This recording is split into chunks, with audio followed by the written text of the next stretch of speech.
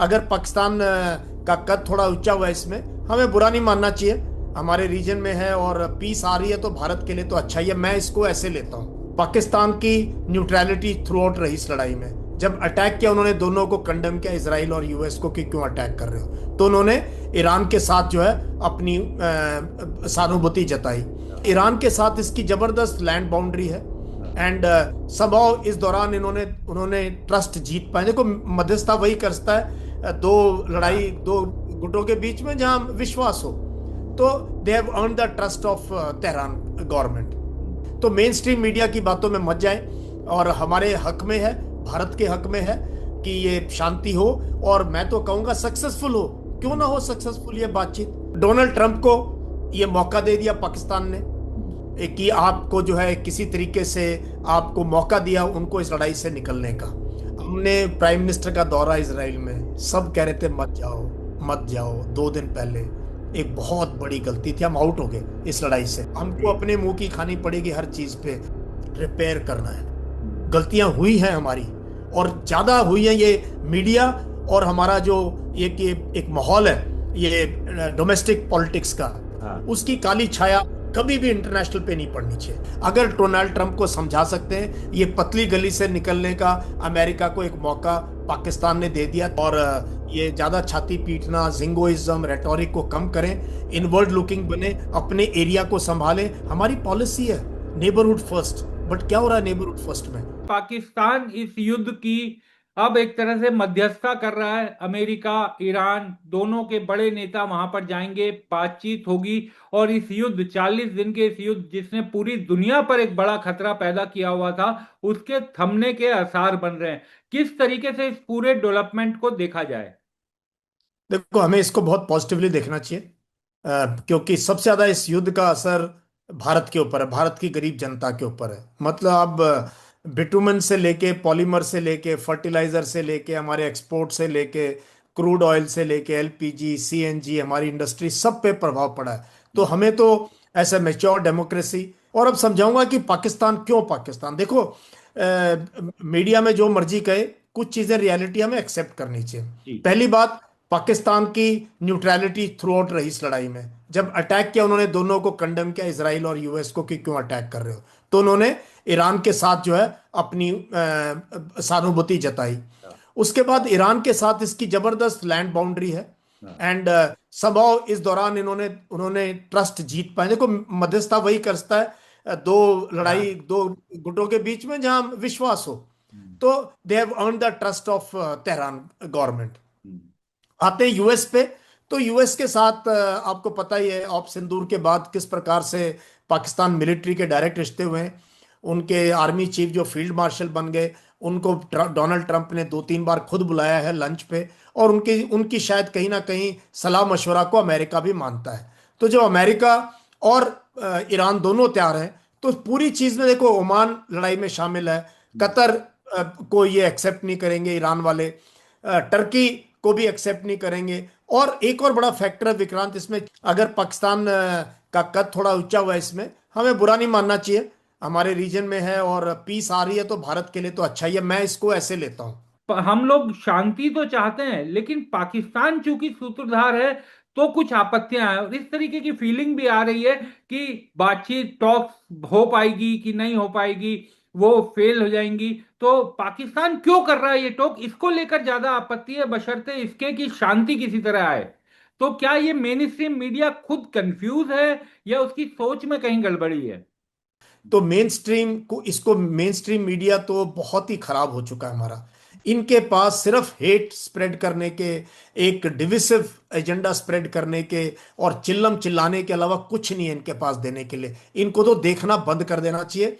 इन्होंने हमारी हर बार देश की बेइज्जती कराई, तो इसको क्यों देखें, हम क्यों सुने। हमें हमें हमारा स्टैंड, हमारे लोगों का क्या स्टैंड है। आप देखो, ईरान में धीरे धीरे पब्लिक ओपिनियन ईरान के साथ हुई भारत की, हाँ, जबकि बिल्कुल। मेन स्ट्रीम मीडिया नहीं है। मेन हाँ। स्ट्रीम मीडिया अभी भी इसराइल और यूएस की हाँ। तरफ जो है बात खींचने की तरफ कोशिश करता है। लेकिन हमारे जैसे लोगों ने अच्छी बातें कही, लोगों ने उसको अप्रिशिएट किया, तो इनका भी थोड़ा सा ख्याल बदला है। तो मेन स्ट्रीम मीडिया की बातों में मत जाए, और हमारे हक में है, भारत के हक में है कि ये शांति हो, और मैं तो कहूंगा सक्सेसफुल हो।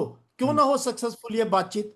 इससे हमारा क्या नुकसान हो रहा है? हमारा फायदा ही फायदा है। तो एक मैच्योर कंट्री का इमेच्योर मीडिया है, मैं ये कहूंगा। देश लेकिन फिर भी अब ये पीस टॉक हो रही है, अमेरिका भी जा रहा है, ईरान भी जा रहा है। क्या लगता है सर कि पीस टॉक ठीक रास्ते पर आगे बढ़ेगी? क्योंकि इसराइल की अपनी कुछ ना कुछ कंजर्वेशन अभी भी बनी हुई है।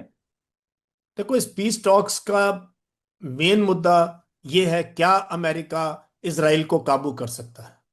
क्या इजराइल बेकाबू है हाँ। या अमेरिका के काबू में है? अगर अमेरिका के काबू में है तो ये पीस टॉक सक्सेसफुल हो जाएंगी, हो सकती हैं, अदरवाइज नहीं। पहला फैक्टर तो ये है कि who will rain in Israel.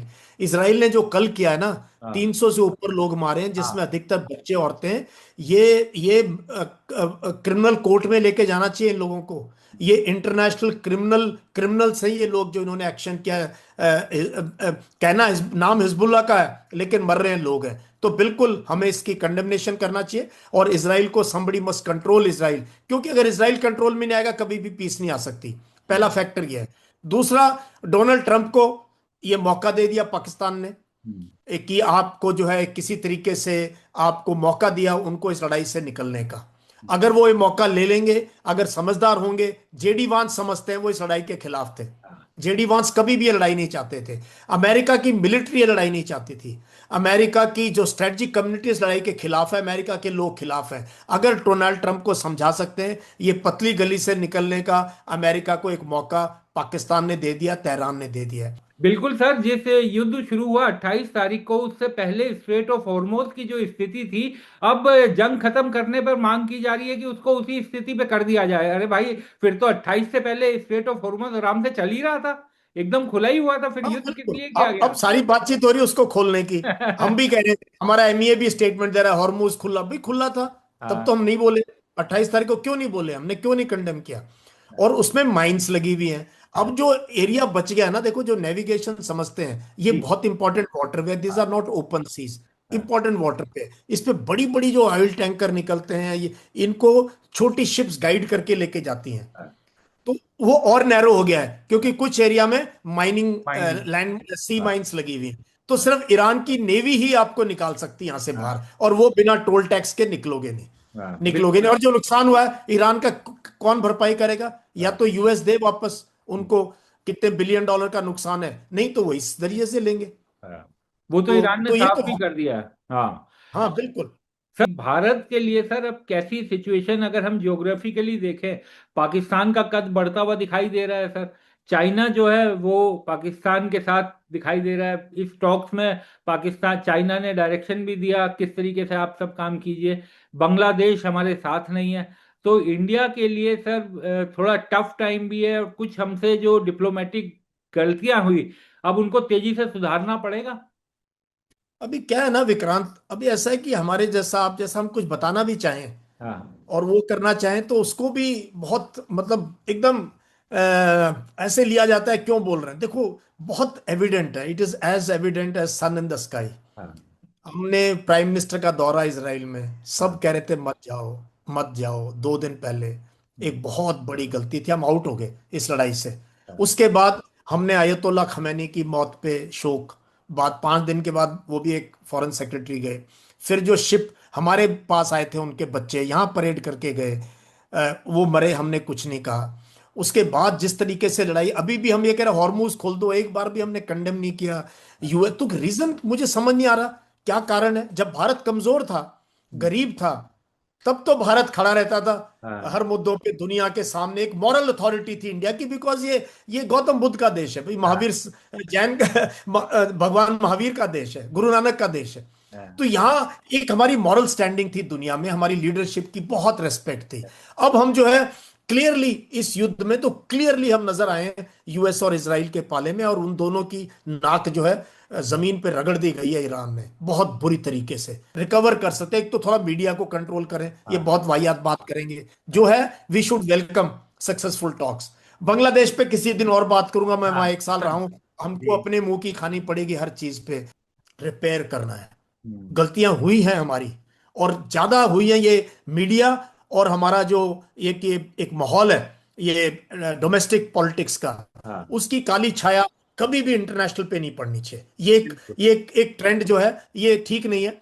और हम तो बोल ही सकते हैं हाँ ऐसे वेटरन, ऐसे रिटायर्ड जिन्होंने दुनिया देखी है, घूमे फिरे हैं, इन देशों में जाके नौकरी करी है, यूनाइटेड नेशंस में इनके साथ काम किया है। तो हाँ आई आई विश कि हमें थोड़े एक दो यू टर्न लेने चाहिए अभी।